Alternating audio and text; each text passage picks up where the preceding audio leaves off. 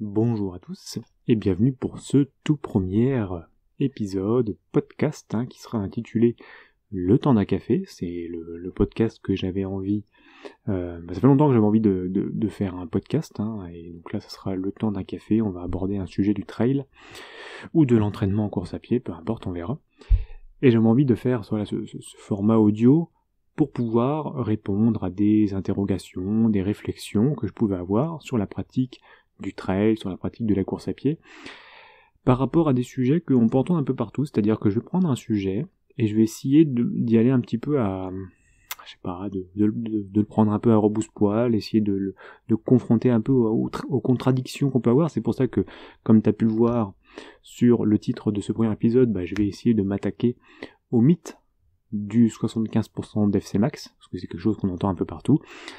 Et il y a tout un tas de conseils, il y a un petit peu de généralité qu'on peut avoir sur la pratique de la course à pied, du trail. Alors le trail c'est quelque chose d'un peu plus jeune, mais sur la course à pied il y a quand même énormément de dogme qui peut exister. Et je trouve que j'aime pas tout ce qui est dogme. C'est-à-dire, j'aime bien essayer de voir, essayer de comprendre pourquoi on dit tiens 75% des FC max c'est l'endurance fondamentale. C'est obligé de s'entraîner à cette fréquence cardiaque-là pour pouvoir développer son endurance. Alors bon, là ça fait à peu près, on va dire, 1 an que je m'entraîne, et je vois bien qu'en fait il y a quelque chose qui cloche avec ce 75% d'FC max, c'est-à-dire que des fois c'est intéressant, des fois ça l'est moins, des fois la fréquence cardiaque n'est pas du tout corrélée avec mon niveau d'effort, il y a plein de choses en fait qui me dérangent avec cette fréquence cardiaque-là. Enfin bref, avec ce truc. Donc quoique l'endurance, ça doit se faire à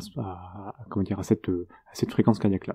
Alors, déjà ce qui m'a mis un petit peu la puce à l'oreille, ou même pas, on va dire plutôt le rapport que je peux avoir avec cette fréquence cardiaque-là, c'est que, en toute logique, tu t'entraînes à cette allure pour pouvoir développer ton endurance. C'est-à-dire c'est une allure qui est confortable, normalement t'es pas censé souffler comme un bœuf, t'es censé être bien en fait à la fin, juste avoir une légère transpiration, tu dois bien te sentir en fait, et c'est censé être une allure que tu es capable de tenir des heures et des heures et des heures, sans être extrêmement traumatisant. Alors pour pouvoir t'entraîner à ça, tu prends une petite montre cardio, tu regardes un peu comment ton allure elle augmente, en fonction plutôt ta fréquence cardiaque, comment elle augmente en fonction de ton allure, et le but c'est de tenir au maximum cette fameuse fréquence cardiaque. Alors, on peut le voir dans un moment sur les forums, sur YouTube, sur plein de trucs. Ça a l'air vraiment d'être très très dogmatique, c'est-à-dire qu'il faut pas être au-dessus, il faut pas être en dessous. Enfin bref, je ne sais pas pourquoi cette valeur.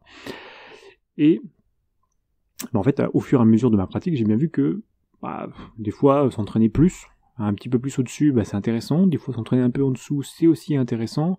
Des fois, s'entraîner à cette allure-là, c'est pas mal. Bon, enfin bref.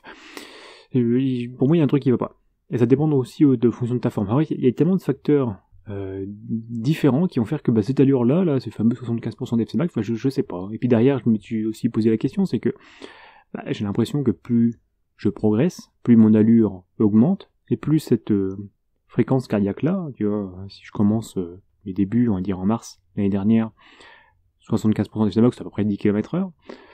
Là, au niveau plus haut à peu près que j'ai atteint, là c'était novembre dernier, j'étais à peu près à 12 km/h, j'ai bien vu que l'impact n'était pas du tout le même. Alors, en termes de sensation, je sais pas, j'allais dire en mars, à 10 km/h, tu vois, je travaillais quand même, tu vois, je transpirais un peu, c'était, je peux dire que c'était relativement intense, mais quand même.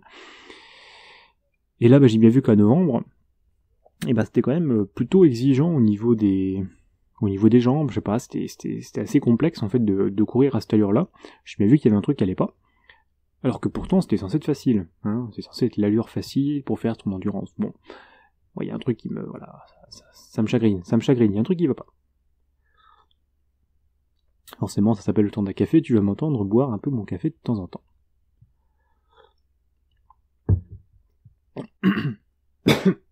Un autre truc que j'avais remarqué aussi, si j'avais le mal, ça va pas le faire. Alors, bon, c'est pas grave, on va laisser brut comme ça, ça sera le genre de la maison. Un truc que j'avais remarqué aussi, c'est que souvent on se dit que c'est une limite à pas trop être au-dessus. Alors ce que tu peux entendre partout, c'est que si t'es à 80% d'FC max, là tu commences à arriver au niveau de ton seuil aérobie. Donc du coup, ça serait plus la même chose, ça s'appelle de l'endurance active, c'est plus de l'endurance fondamentale, c'est active. Bon. En gros, je traduis, plus tu commences à t'approcher de ton seuil aérobie, normalement en toute logique, tu commences à moins utiliser tes les lipides à l'effort et plus les glucides, forcément aussi tu vas plus vite, donc du coup la contrainte mécanique n'est plus la même. Qu'est-ce que tu vas avoir aussi? Tu vas avoir normalement une légère augmentation des lactates, donc en toute logique, ta dérive cardiaque va augmenter un petit peu plus vite. La dérive cardiaque, c'est quand ton cœur à une allure donnée, en fait, va augmenter à l'effort. On va dire, si tu cours, tu vas atteindre un plateau. Par exemple, tu cours à 12 km/h. Voilà, tu commences à t'entraîner, voilà, c'est parti. Tu vas voir ton cœur, il va se stabiliser à une certaine fréquence cardiaque. Voilà, à 12 km/h, il se stabilise à 150 BPM. Voilà, au bout de 5 minutes. Puis en fait, derrière, tu remarqueras que si tu gardes toujours cette allure-là, il y a un moment, ça va augmenter. Mécaniquement, ça va augmenter. Alors, je sais pas au bout de combien de temps. Peut-être au bout de 30 minutes. 40 minutes, ou en réalité, je pense qu'il y a une grande chance, c'est plutôt au bout d'une heure et demie, 2 heures. Donc ça, c'est la dérive cardiaque. Et en gros, plus tu t'approches au niveau de ton seuil aérobie, et que tu le dépasses, là, la dérive cardiaque, en fait, elle va être de plus en plus intense, elle est plus maîtrisable, Et, j'ai perdu un peu le fil de mes pensées, c'est pas grave. Mais en fait, je remarque un truc, c'est que si je me l'applique à moi, les progrès que j'ai faits, si je regarde un peu les entraînements que j'ai réalisés, moi, il faut que je monte plus haut dans les tours. Si je prends ma fréquence cardiaque, elle est à peu près à 198, ma fréquence cardiaque maximale, ce qui fait que 75% d'FC max, c'est à peu près 147, 148. Sauf que les progrès que j'ai eus, où ça marchait mieux, c'est quand je m'approchais plutôt des 160 BPM.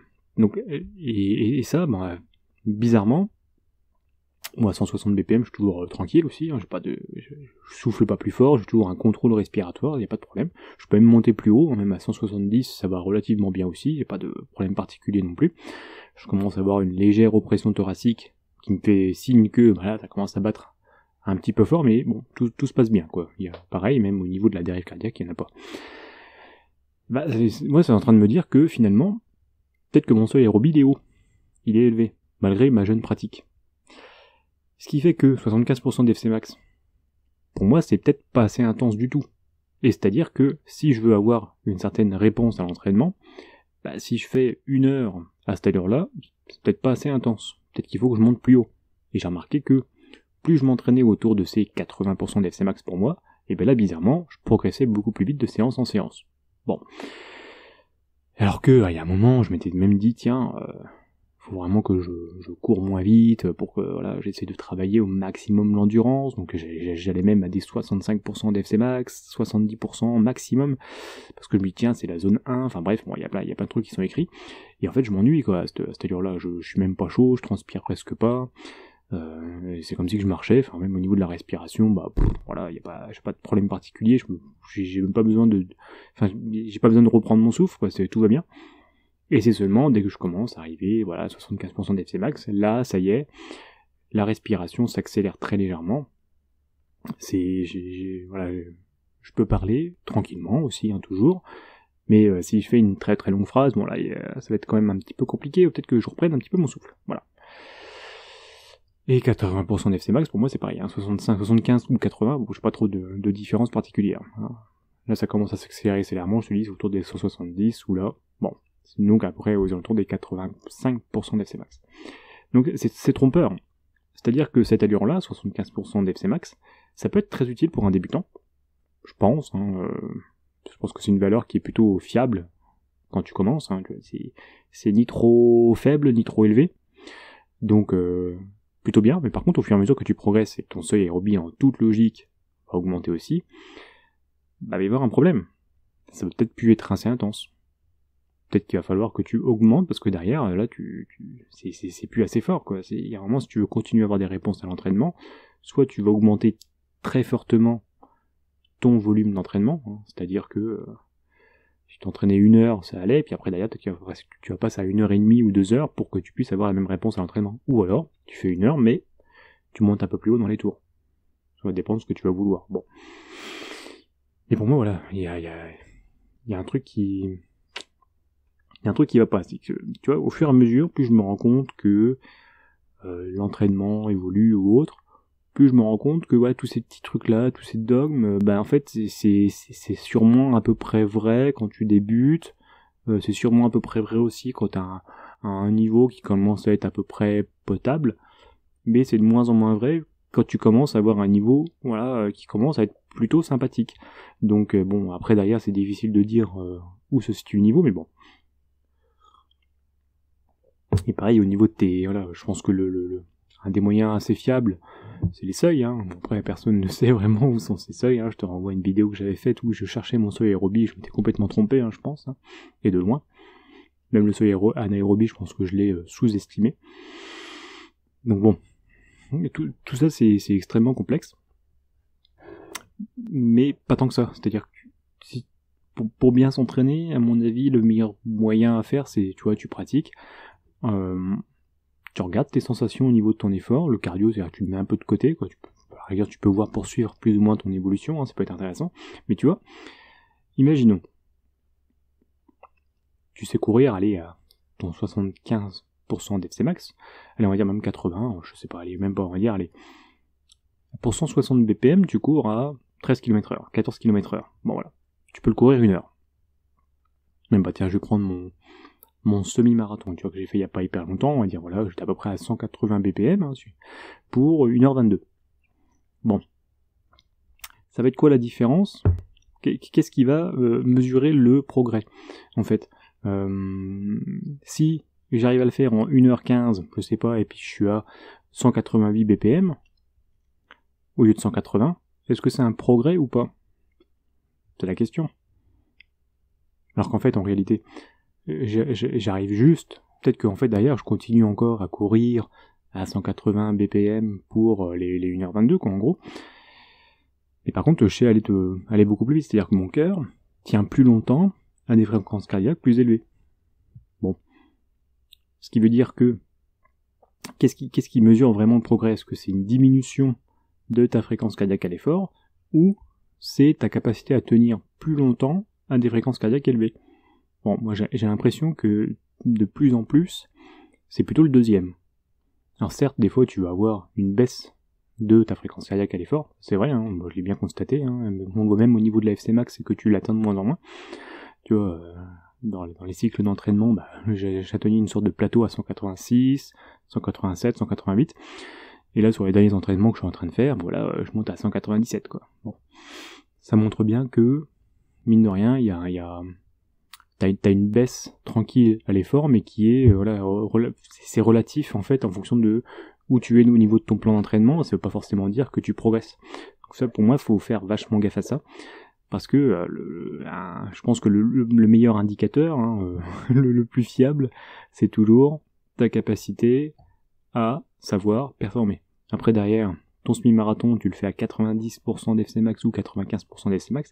Dans tous les cas, ce qui compte, c'est le temps que tu fais à la fin. C'est pas vraiment est-ce que tu arrives à tenir plus ou moins longtemps un truc. Bref. Moi je pense qu'il faut qu'on fasse vachement gaffe avec ce truc-là. Avec cette fréquence cardiaque à l'effort. Le 75%. Tu vois, pareil, si je reviens chaud du coq, je reviens un peu sur ce que je disais. Ton 75% d'FC max, en fonction du moment où tu es en train de t'entraîner. Tu vois, là, dans la période où j'arrivais plus à monter très très haut dans les tours, donc le plus haut c'était 188, on va dire, et là en ce moment c'est 197, donc je pense que peut-être que je pourrais atteindre 198, à voir, même peut-être 200, on verra bien. La valeur du 75% d'FC max, c'est pas du tout la même. J'ai pris 10 battements en plus. Donc c'est quoi le truc ? Alors qu'au niveau de la sensation de l'effort, c'est exactement le même, j'ai pas de différence particulière quand je suis à 195 et quand j'étais à 185 avant. J'ai pas de différence notable. Donc, voilà, fréquence cardiaque de repos, c'est sensiblement la même. Donc je sais pas, moi, je vois pas la différence. Donc bon, la notion du cœur, c'est très relatif, c'est que t'as toujours des différences de battements qui sont énormes. Par contre, ce qui est stable dans le temps, c'est ton ressenti de l'effort. C'est-à-dire que bon, moi courir à 12 km/h, que je le fasse à 160 en ce moment, ou que je le fasse à 150 à l'époque, en novembre, aucune différence. Je veux pas, le niveau de l'ascension de la force, c'est exactement la même chose. Bon. Donc bon, voilà. Après, pareil, enfin, non, j'allais dire, ça c'est autre chose, j'allais dire la technique de l'entraînement, et courir à une certaine vitesse, et derrière t'as une technique de merde, bon voilà, ça c'est un rapport un peu à des blessures que je peux avoir, parce que derrière j'ai été trop relâché. Bon, ça sera l'effet l'occasion plutôt d'un autre podcast de comment acquérir du relâchement. Parce que ça, le relâchement, c'est important, ça peut te faire baisser ta fréquence cardiaque, mais le relâchement, tu le gagnes parce que tu commences à bien assimiler le geste, quoi. Bon, ça, c'est autre chose. Donc, on va essayer de faire une synthèse pour l'instant. 75% d'FC max, c'est très variable en fonction du niveau que tu vas avoir. C'est-à-dire que quand tu commences à être un peu très très bon, à un niveau qui commence à être bon, bah, il a absolument... la valeur, elle commence à être un peu faible, hein. C'est-à-dire que c'est tellement loin de ton seuil aérobie que ça commence à être une cadence un peu faible, on va dire. Alors que quand t'es débutant, ça peut être une cadence très haute, parce que ton seuil aérobie peut être très bas. Donc gaffe à ça. Qu'est-ce qu'on peut dire d'autre sur ce... Voilà. Pour moi, c'est un mythe. Pour moi, c'est un mythe, c'est beaucoup trop général. Hein, tu vois, tous les conseils qu'on peut avoir, c'est beaucoup trop... c'est trop général, en fait, comme conseil. Le mieux, vraiment le mieux, là, ce que j'ai l'impression, c'est que quand tu cours, c'est le ressenti de l'effort, tu vois, vraiment. Hein, il y en a plein qui me disent, je voyais un peu le 65% d'FC max quand tu vas courir. Pour moi, je suis pas chaud, c'est beaucoup trop bas, enfin, je sais pas, il y a un truc qui va pas avec ce truc. Voilà. C'est trop bizarre comme truc. Et pourtant, quand tu lis un peu partout, là, tu vois, j'avais fait la petite note de lecture sur Éric Lacroix. Pour lui, tu commences, ouais, t'as un contrôle respiratoire, mais ça va relativement vite. En bref, il y a un truc. Bon, pour moi, c'est même pas un contrôle respiratoire, c'est que tu respires pas plus vite. Voilà. Donc, il n'y a pas de corrélation, en fait. Mon ressenti à moi, il est différent de ce que je peux voir sur on va dire, tout ce qu'il va y avoir de général, quoi. Bon, faut la meilleure des choses, c'est de personnaliser son entraînement et de voir un peu comment ça marche. Souvent, ce que j'essaie de me dire, pareil, je suis en train de me rappeler un peu des entraînements que je faisais avant. Tu vois, j'ai fait un an de badminton de 2009 à 2010, je crois, cette saison-là. J'en faisais 7 heures par semaine, hein, 2 heures le mardi, 3 heures le jeudi et 2 heures le dimanche. Le badminton, je sais pas si tu vois, t'as déjà fait, parce que c'est assez intense, surtout quand tu joues en simple. Et voilà, moi j'étais plutôt du genre à jouer beaucoup, donc du coup voilà, je m'entraînais 7 heures par semaine à des cadences assez élevées, enfin bref, j'étais cuit à la fin. Je pense qu'il y avait au moins une fois par semaine où je tombais en hypo, tellement là je donnais beaucoup, et puis comme j'avais pas du tout de connaissances au niveau de la nutrition, je prenais pas de l'eau sucrée, tu vois, par exemple, pour essayer de tenir plus longtemps. Bon, c'est pas grave. Et tu vois, là en ce moment, limite, je me dis, merde, faut que je fasse gaffe, faut que je fasse des choses en endurance ou autre, alors qu'en réalité, j'ai plutôt la caisse pour tenir longtemps, à des fréquences cardiaques élevées. Et tu vois, là, les mois d'entraînement que j'ai eu d'octobre, novembre, un petit peu décembre, au tout début, en moyenne, j'étais toujours dans les 80%, 85% d'FC max, et ça allait très bien, quoi. Il n'y avait pas de soucis particuliers, tu vois, je suis pas plus fatigué que ça.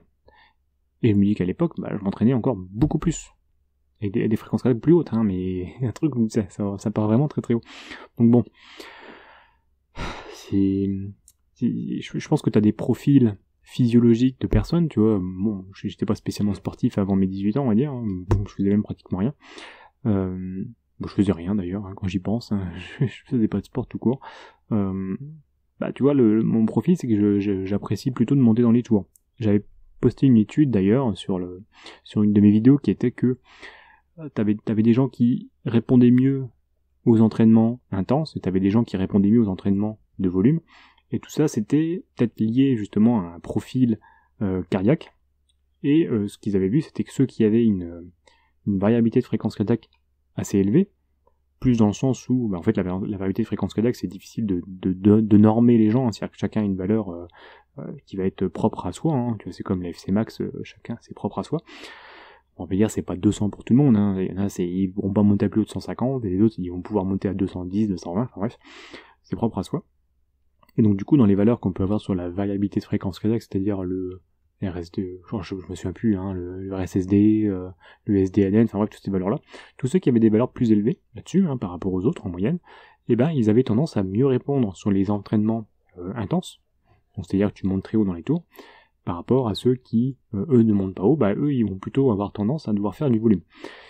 Et c'est vrai que quand j'ai mesuré pendant plus de 2 semaines, 3 semaines, mes valeurs de variabilité fréquence cardiaque, moi, elles étaient plutôt élevées par rapport à ce qu'on peut avoir en moyenne. Ce qui me fait dire que c'est pour ça que je pense que mon entraînement doit être plus dirigé sur des entraînements intenses par rapport à des entraînements en volume. Et à chaque fois que j'essaie de faire du volume, dans tous les cas, je veux pas dire que ça finissait mal, mais ça me faisait pas spécialement plaisir. Je sais pas, il y avait un truc qui allait pas forcément. Alors que là, à chaque fois que je monte dans les tours, je sais pas, je me sens bien. Je me sens mieux en fait derrière quand ma fréquence cardiaque est plus élevée. J'ai l'impression de faire du sport, vraiment. C'est vraiment, je transpire, j'ai l'impression d'être bien chaud. Enfin, tout va bien. Voilà. Alors que quand c'est plus bas, j'ai l'impression de m'ennuyer. Enfin, il y a un truc qui va pas, quoi. Donc, je pense qu'il y a des profils physiologiques. Voilà, je pense qu'à mon avis, la sensation que j'ai, moi, à 75% d'FC max, c'est la même que d'autres personnes ont à 65, on va dire. Et donc pour moi, en gros, il va y avoir un décalage de 5-10% en fait, de toutes les valeurs, qui vont être plutôt à la hausse. Donc, le meilleur moyen de savoir si on progresse, c'est ce qu'on récupère bien à l'effort, est-ce que je dors bien, les choses basiques, est-ce que je progresse de séance en séance, que ça va de mieux en mieux. Comment je me sens aussi à la fin d'une séance, un truc tout con, quoi. Ce qui fait qu'il faut pas, il faut tester en fait. On donne une valeur comme ça sur internet, mais qui en fait d'ailleurs n'a pas de valeur parce qu'elle n'est pas personnalisée à soi. On donne des conseils comme ça, à droite à gauche, mais en fait c'est pas très très utile, quoi. Au contraire, si tu penses que tu peux monter dans les tours, monte dans les tours. C'est ce que j'ai fait, puis je vois bien que ça marche beaucoup mieux.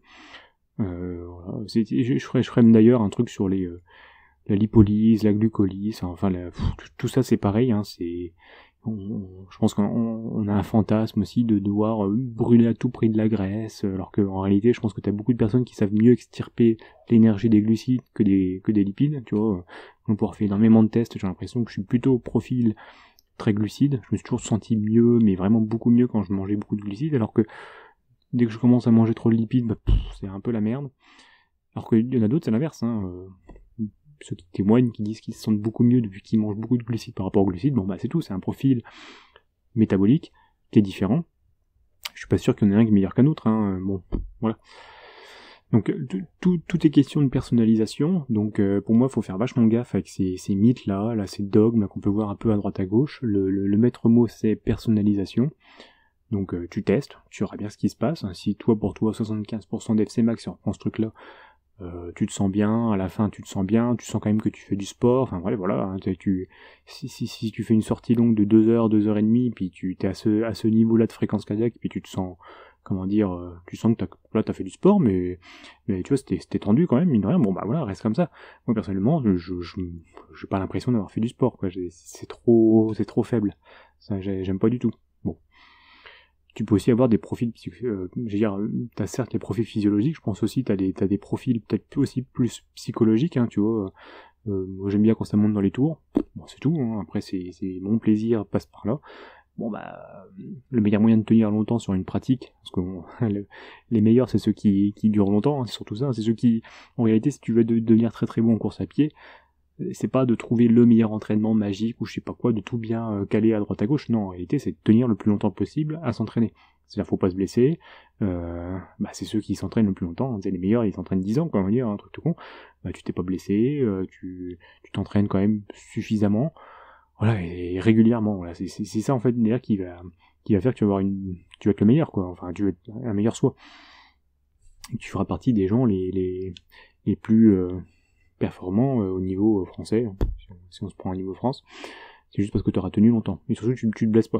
Tout con, c'est de ne pas se blesser. Donc bon. Et surtout, après derrière, c'est de s'entraîner, quoi. C'est avoir un plaisir à l'entraînement, c'est dire, tiens, j'ai envie d'y aller, donc voilà, si tu trouves qu'une séance, t'as pas de plaisir à le faire, le fais pas, hein. Je vois pas l'intérêt d'avoir une pratique qui ne nous plaise pas. Voilà, hein. Si t'aimes pas faire du long, fais pas du long, hein, un truc tout con, hein. Pareil, si t'aimes pas faire des séances très courtes, même si sur le papier t'as l'impression que c'est la meilleure, et puis t'as les sites, ils disent ouais il faut faire de la VMA, alors que t'aimes pas ça, fais pas ça, hein. On s'en fout, hein. T'as tellement d'autres trucs qui font que, tu vois, j'ai un truc de con, et ça qui est bien, c'est que sur un ultra, t'es pas obligé de faire de la VMA en soi, parce que c'est pas ça qui va faire que tu vas réussir à tenir un ultra. ce qui va être très déterminant, et quand on regarde les personnes, les abandons qu'il peut y avoir, c'est soit tu te blesses, soit t'es trop fatigué, c'est ce truc qui arrive souvent, soit t'as t'as des problèmes gastriques, t'as plein de trucs comme ça qui vont arriver. Et la vitesse pure, on s'en fout. Aucun intérêt. Et même les meilleurs, je pense, à mon avis, si tu prends le top 15 d'une course, les différences de VMA, à mon avis, elles doivent être énormes. Ils sont pas tous à 90 de VO2 max, 23 de VMA, enfin non, absolument pas. Hein. Et tu peux vraiment très bien t'en sortir sans en faire. Hein. T'as tellement de choses. Hein. Pareil, hein, savoir être technique en descente, avoir une bonne force musculaire en montée, bah ça c'est très différenciant. Hein. Tu sais, le mec il a beau avoir la meilleure VMA du monde, si déjà au bout de 5 heures d'effort, il commence déjà à être un peu raide ou avoir beaucoup trop déchiré de fibres musculaires en descente, bon bah t'es mort. Hein. Il va ralentir. Hein. Mécaniquement il ralentira. Donc bon. T'as trop de facteurs qui fait que il y a énormément de sources de plaisir et d'entraînement à faire, plutôt que de se focaliser sur les trucs qui, sur le papier, t'as l'impression qu'il faut en faire, alors que pas du tout. Bon. Donc voilà. Tu vois, le 75% d'FC Max, si t'aimes pas, bah n'en fais pas. Voilà, moi c'est mon credo, j'arrête de m'entraîner à ce truc-là, pourtant j'en ai fait, hein, mais bon. Et peut-être que par moment, tu vois, ça me donne envie, bah je le ferai, mais moi faut que je sente faire du sport. Voilà. C'est mon credo. Voilà, je me remémore vraiment à chaque fois que je faisais un petit peu du sport comme ça, je me prenais pas spécialement la tête, hein, tu vois, quand j'ai fait un petit peu de tennis aussi juste après le badminton, j'ai fait un peu de futsal il y a 2 ans. Bah c'est simple, je me souciais pas du tout des trucs physiologiques, hein, je m'en foutais, hein, les trucs qui m'obsédaient plus c'était la technique, truc tout con, et bon voilà, tu tiens plus ou moins longtemps, et puis la chose que je remarquais c'est que plus tu pratiques, plus en fait d'ailleurs tu t'épuises moins à la fin parce que le niveau technique c'est rentré dans ton schéma moteur, tu vois. Il y a un truc derrière qu'il faut que je réfléchisse, c'est que chaque fois que je suis en descente, moi tu vois, je sens bien que ma fréquence cardiaque elle augmente. Aucune idée de pourquoi, je souffle pas, vraiment j'ai aucun problème de souffle, c'est-à-dire que j'ai l'impression de moins consommer d'oxygène, quoi, un truc tout con, pourtant la fréquence cardiaque est plus élevée. J'ai aucune idée de pourquoi, peut-être de l'impréhension, peut-être de l'adrénaline qui fait que, mais tu vois, rien que ça montre qu'il y a des trucs il y a un truc qui va pas avec la fréquence cardiaque, il y a un truc qui va pas. C'est un mythe. Pour moi, tout ça, c'est un mythe, et qu'il n'y a que le ressenti de l'effort qui est le plus fiable. Voilà. Alors, on a essayé de donner une valeur comme ça qui fera plaisir à tout le monde pour l'endurance. Mais honnêtement, voilà. Moi, j'ai bien l'impression que 75% des C-Max, dans tous les cas, il faut que je tienne longtemps. Il faut que je fasse au moins 3 heures pour que ça me travaille un peu, quoi. Et j'ai l'impression que tous les efforts que j'ai fait à cette heure-là, ça a servi à que dalle. Bon. Voilà, j'ai plus l'impression d'avoir perdu du temps qu'autre chose à travailler à cette allure-là. Bon, après, là c'est ce que je dis le 19 janvier, hein, à l'heure où je suis en train d'enregistrer ce podcast. Ça se trouve dans quelques années, dans quelques mois, je vais changer de mon fusil d'épaule, mais bon.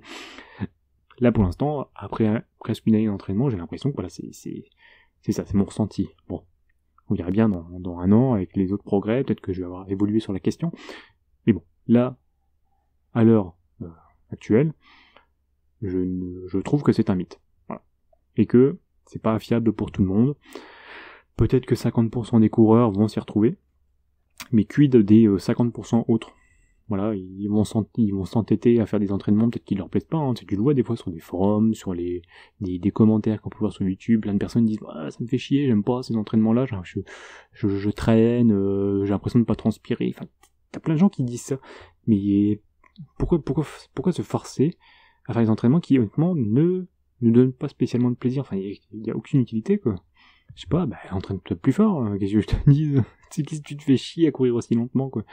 Voilà, amuse-toi, hein. Enfin, il y a un moment, t'inquiète pas, hein, tu vas progresser au fur et à mesure, hein, parce que ne serait-ce que courir plus vite, forcément tu recycles mieux les lactates, t'as des meilleurs schémas moteurs, et puis dans tous les cas, mécaniquement, tu vas devenir de plus en plus rapide, hein, c'est tout à fait logique, hein, et tu verras que plus tu seras rapide, plus aussi tu vas te freiner après derrière au niveau de ta fréquence cardiaque, parce que tu vois, c'est ce que je te disais, hein, 12 km/h, je peux dire que ça commence à être tendu, mais c'est vrai que bon, moi ça me détruit un petit peu les jambes, donc du coup mécaniquement t'es obligé de freiner à un moment, et du coup d'un peu ralentir, parce que voilà, t'as du mal à récupérer musculairement, et alors que ta fréquence cardiaque elle est assez faible. Bon, du coup t'as l'air con, enfin bref, t'as plein de choses, t'as plein de problèmes à devoir résoudre, parce que du coup là tu dis merde, c'est con, là je peux plus entraîner le cardio parce que je suis limité par mon endurance musculaire. Bon, voilà. Donc là, il faut trouver des autres façons de s'entraîner, et là, tout 75% des FC Max, on n'a rien à péter en fait en soi, hein. Enfin bref, hein, même le 80 ou 85, enfin bref, il y a d'autres problèmes. Donc, bah là, je vais pas dire que j'ai l'impression de tourner en rond, mais bon, tu me diras si ça t'a intéressé, si le format t'a intéressé, hein, donc je pense que j'en ferai d'autres, parce que ça me plaît plutôt bien. Bah dis-moi en commentaire si toi aussi tu as relevé un peu des incohérences avec là-dessus, au niveau de ta pratique, hein. Bon, je suis pas sûr que je sois le seul à remarquer qu'il y a un truc qui va pas avec ce machin, et que dans tous les cas, le maître mot, je l'ai dit plusieurs fois, c'est personnalisation. Voilà. Mais écoute, je te remercie de m'avoir écouté, puis je te dis à plus pour un prochain podcast. Salut!